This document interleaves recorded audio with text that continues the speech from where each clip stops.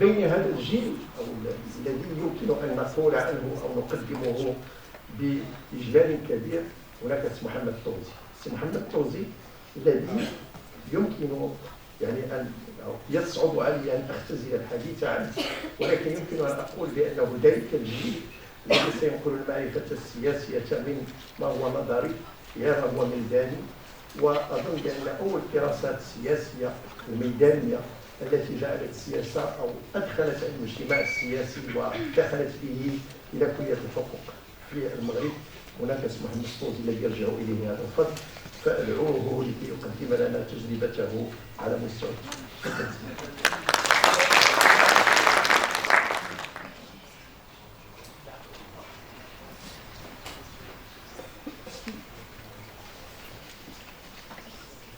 السلام عليكم. شكرا على هذا التقديم. حقيقة أنا تفاجئت لهذه الصورة المعبرة على تواكب الأجيال، ومعنا من الجيل الأول. أنا مطالب بشهادة لأنها اعتراف جميل للجامعة المغربية، ماشي تدخل أكاديمي، ماشي بنفس السجن اللي عبر عليه منير رشيد، لأنه ماشي بنفس القدم اللي عند منير رشيد في التجربة. أنا مع السي أشرفي ومع السي العلج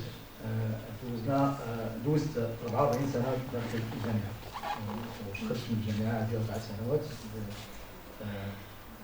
بلا روتيت انتيسيبي، وكان مارس في الدولة الآن، وكنقدر نقارن بين المنظومتين، وما كاين زعما نقدر من هذه المقارنة الاستنتاج الأولي هو كاين شيء من الفخر، لأن ماشي بعاد بزاف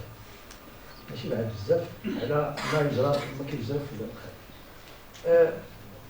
غادي تسمحوا لي باش نحتار 10 دقائق غادي نتكلم بالفرنسية، وحتى باش نعبر على الغنى ديال الجامعة المغربية، لأن حنا كنا في الشعبة ديال فرنسا ونضنا إلى حد ما باش لأن جاي من الأجيال الآن اللي كتشتغل في الجامعة، خصوصا في كلية الآداب، وهي من كلية الحقوق وهي كتشتغل في كلية الآداب. أنا رئيسة الشعبة ديال الاجتماع جاي من كلية الحقوق، كتدخل كلية الآداب في عين الشق. كان دايرين القانون العام بالعربية، وفي النهاية أصبحت الآن كاتبة العامة ديال السوسيال اوف اراب ديال بيروت، اللغات الإنجليزية والفرنسية إلى آخره. باش نقولوا بأن كان من أوجه النضال هو لو بيلانغويزم داخل كل شيء. تأثرنا في واحد التجربة ديال 4 سنوات، هذه الإمكانية التجربة ديال ليزويتات، كنا كناخذوا إخوان ديال الشعوب العربية وكنتعاونوا معاهم باش يقراو اللغات الإنجليزية والفرنسية، ماشي حصريا الفرنسية، وعطات واحد الجيل ديال الباحثين اللي جايين من الشعوب الأخرى. Donc je vais faire un témoignage, et ce témoignage, donc je parle d'abord du titre. Alors je suis contre dire les facultés de droit. Voilà, les départements de droit. Et je tiens beaucoup à cette dénomination, faculté des sciences juridiques, économiques et sociales. La cohabitation, le fait d'avoir eu comme professeur Decroux, Bonjean, Depré, Amelou, Aziz Blel, Mohamed Benani, c'est une énorme richesse. En même temps, et d'avoir des cours partagés avec les économistes et avec les juristes. Ça a été pour moi une grande expérience. C'était en 1973. Ça, c'est donc cette idée d'avoir au sein du même établissement ces différents départements est une grande richesse, est une énorme richesse. Et je pense que on va revenir au droit public, au droit privé. Si à la étape de 1981-82, le colloque sur droit et société, ce qui va générer comme réflexion sur les décalages entre le droit et la société. Mais je pense que cette question de fait que dire que les sciences sociales et les sciences économiques et le droit sont dans le même espace est quelque chose de très important pour nous. La deuxième chose, comme je l'ai dit déjà, le bilinguisme, ou le trilinguisme, parce qu'on met la connaissance, s'il y a un handicap auquel on est confronté, c'est l'enfermement dans une culture ou une langue. C'est l'absence d'ouverture sur les autres langues et les autres cultures. Et je pense que le trilinguisme, l'apprentissage des langues, est quelque chose qui fait la différence. Troisième élément donc, dans cette expérience, parce que j'étais aussi chef du département de sciences politiques, parce qu'à l'époque, ça s'appelait sciences politiques, département de sciences politiques, et droit public et sciences politiques. Donc, droit public. Donc ça, c'est un des faux problèmes, parce que le décret 61 parlait de département de sciences politiques. Et quand on parle d'une thèse de droit public aussi importante que celle de HLB sur le DAER, elle est de sciences politiques. Le droit est de sciences politiques. Donc, il était impossible à faire dans le droit public. Cette réflexion sur une production juridique en dehors du cadre institutionnel. Donc, je pense que cette question la troisième, dans cette expérience, ce qu'on a perdu, je pense, par rapport, et je vais revenir, c'est le fait que l'université était jusqu'aux années 80, jusqu'au début des années 80, même après l'interdiction de l'UNEM, jusqu'à la fin des années 80, un espace politique. Et la socialisation politique se faisait à l'université.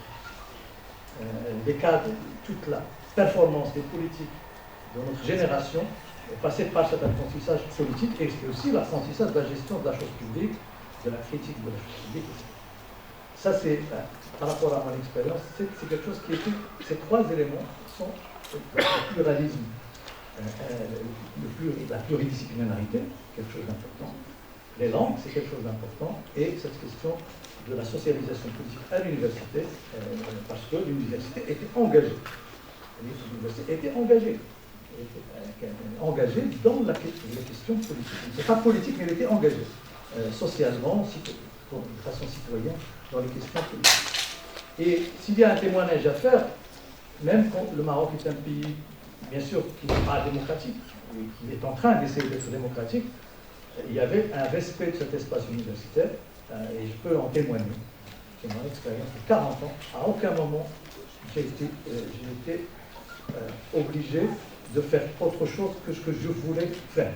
Donc cette liberté académique, il faut la saluer, elle a été extrêmement respectée tout au long, au moins de mon parcours, pour ce qui me concerne, peut-être les autres projets. Maintenant, on peut parler de la crise de l'université. La crise de l'université n'est pas uniquement marocaine, elle est internationale, elle est universelle. Et elle est due d'abord, premièrement, à la massification. Et la massification n'est pas uniquement marocaine, la massification est partout. En 2007, mon premier cours au département de sociologie à Aix-en-Provence, j'avais 800 étudiants. Les derniers n'arrivaient même dans des locaux qui étaient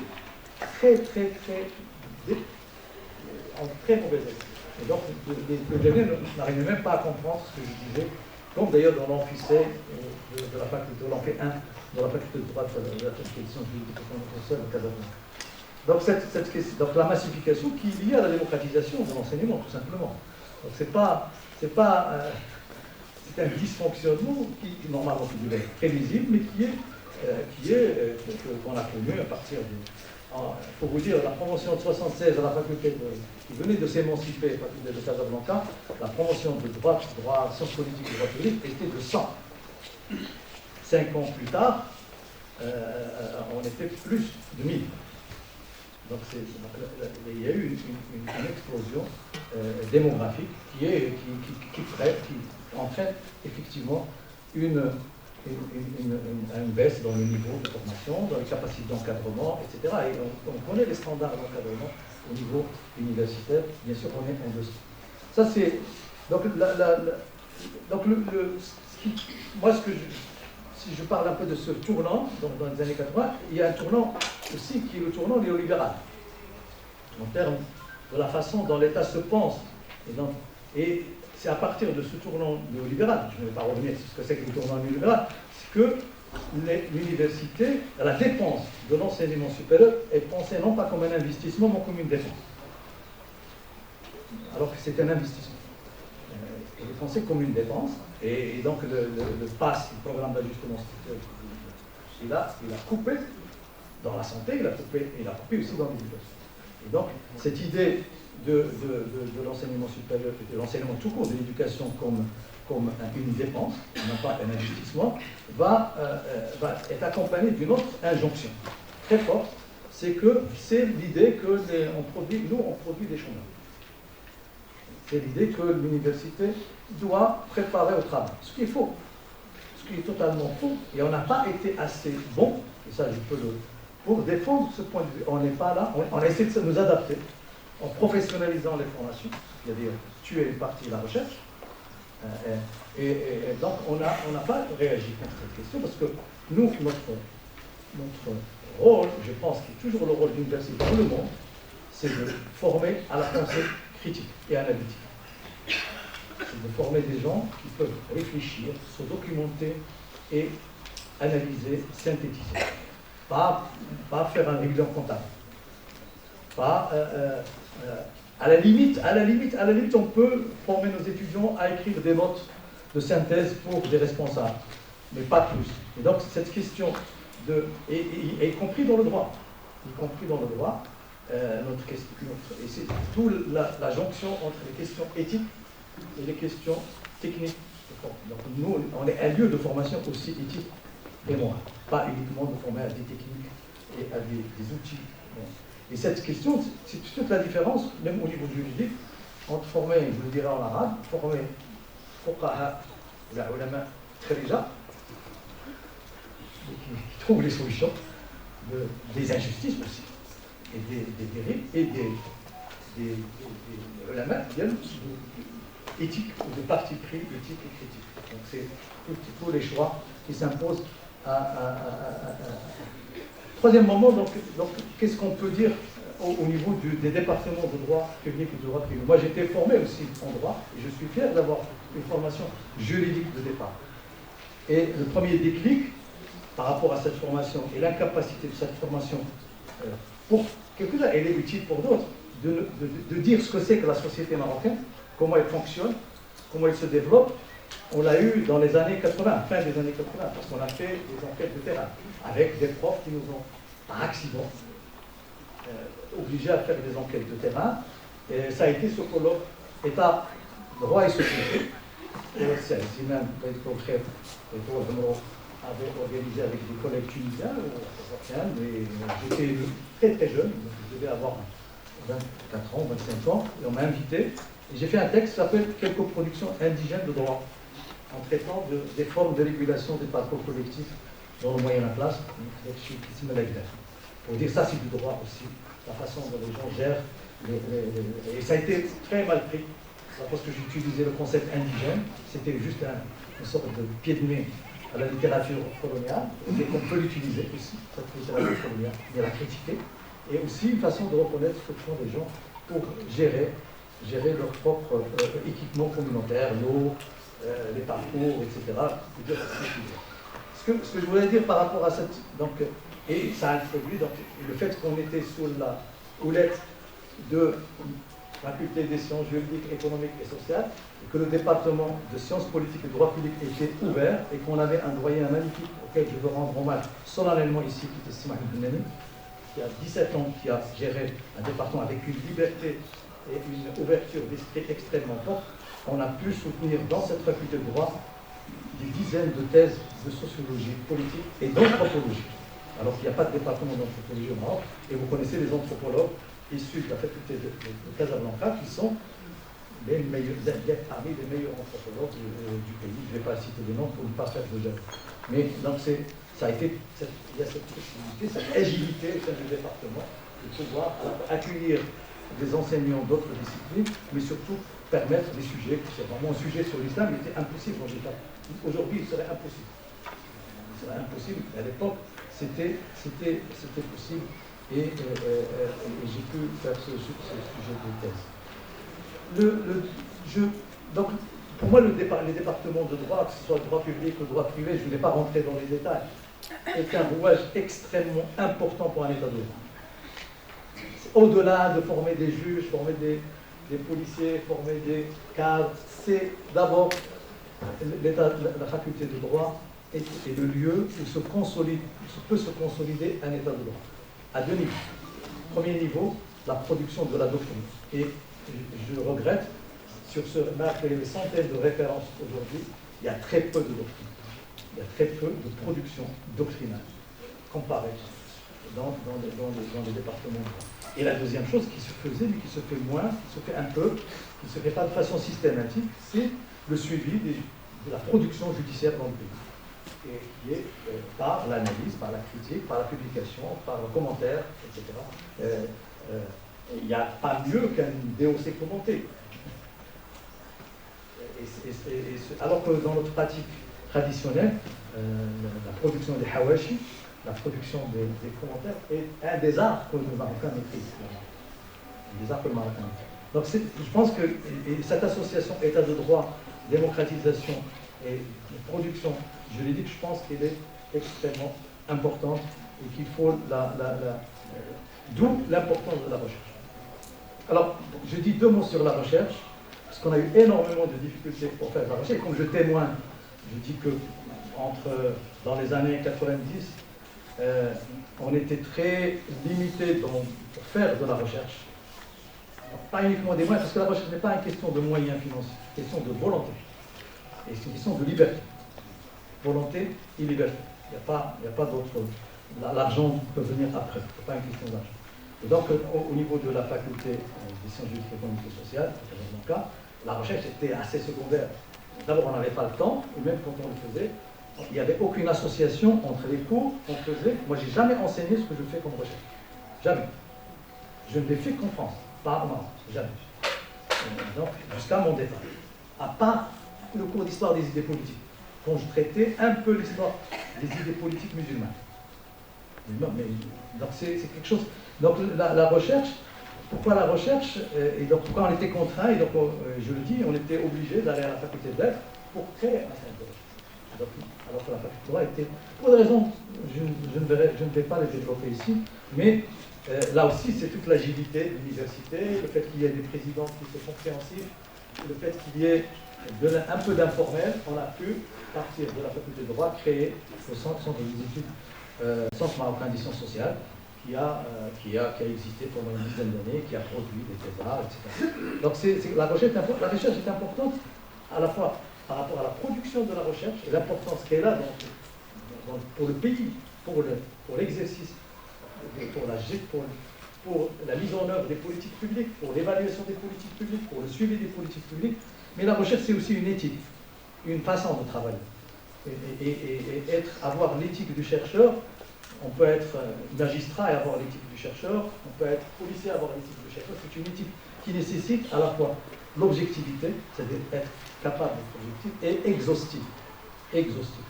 Donc, être exhaustif dans la mobilisation de la ressource documentaire, dans la mobilisation du président, de gérer la pluralité des avis, etc. Je pense que s'il y a une fonction à souhaiter pour l'université, c'est introduire cette éthique technique à la fois, parce que c'est professionnaliser la recherche, on est obligé de la professionnaliser davantage, d'autant plus qu'il y a des aspects de la recherche qui sont en train de disparaître à cause de l'intelligence artificielle. Il y a plein d'aspects. Dans mon temps, la bibliographie dans une thèse était le moment le plus important, était secret, on faisait sa bibliographie, on ne transmettait pas. Aujourd'hui, faire une bibliographie, ça demande une demi-heure pour faire une bibliographie pour un sujet. Écrire était très compliqué, maintenant même écrire avec ChatGPT est possible. Donc il y a d'autres espaces qu'il faut investir au niveau de la recherche, et ça nous met dans l'obligation de réfléchir à la façon de valoriser la recherche, de faire la recherche dans ce pays, liée aux mutations, au changement social, à faire du terrain, etc. Donc c'est quelque chose la recherche est quelque chose de très, très, très important.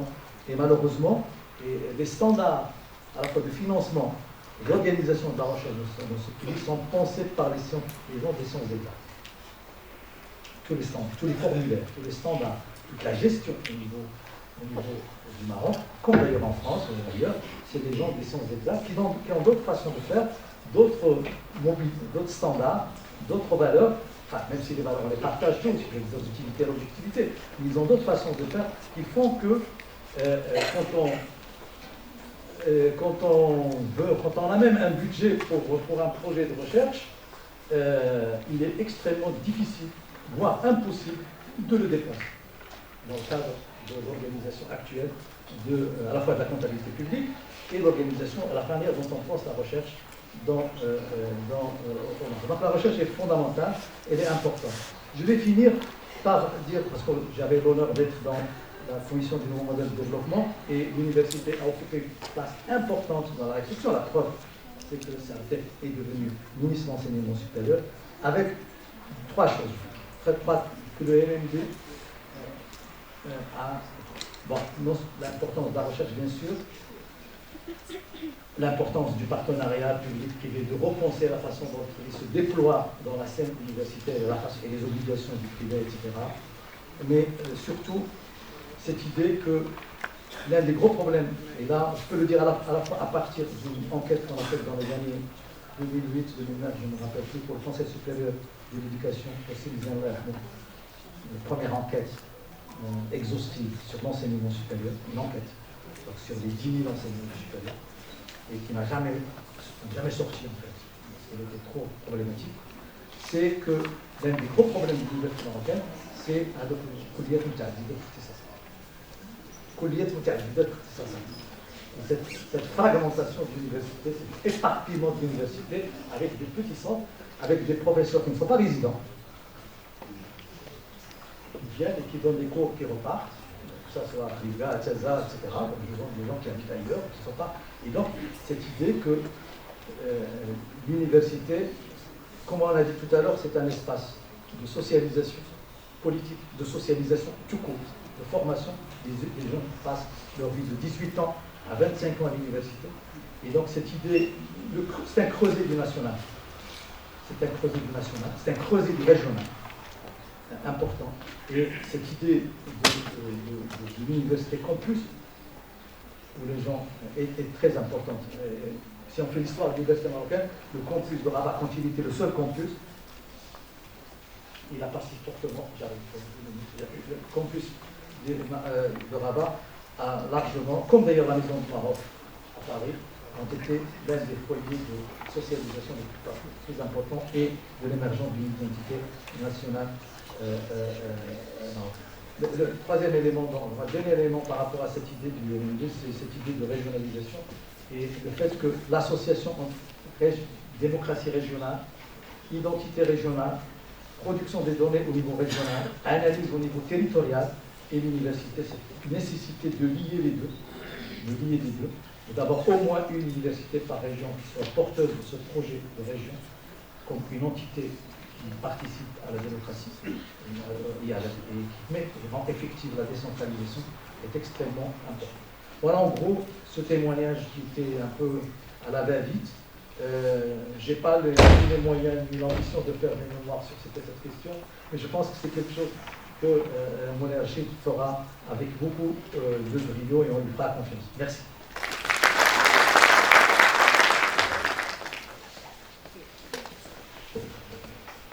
شكرا استاذ محمد فوزي. اريد فقط ان اعرج على فكرتين اثنتين. هو ان كليه الحقوق كانت دائما فضاء لممارسه الحريه، واظن بان ممارسه الحريه داخل الكليات هي التي عززت ممارسه او مسار المؤسسات في بلادنا نحو حقوق الانسان، ونحو بطبيعه الحال ولحد مع سنوات الرصاص والتجربه المغربيه الفريده. ولكن يبدو لي بان هناك ايضا عمليه تقييم حقيقيه، وهو ان كليه الحقوق ايضا وضعت حدا لتجربه مهمه بالنسبه للتعليم التقليدي، وهي تجربه الحواشي. لو طورت في اطار السياق اخر ربما قد تكون اعطت شيئا اخر، وهذا يضع سؤالا كبيرا حول بطبيعه الحال ما تزخر به ثقافتنا حول ممارسات متعدده تخص التعليم بصفه عامه.